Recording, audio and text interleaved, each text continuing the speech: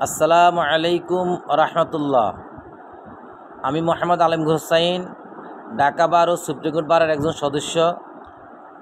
আমি বাদল্য একাডেমির একজন ছাত্র।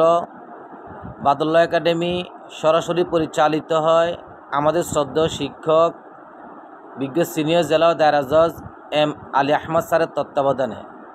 স্যার নিজেই আমাদেরকে সরাসরি প্রশিক্ষণ দিয়ে থাকেন।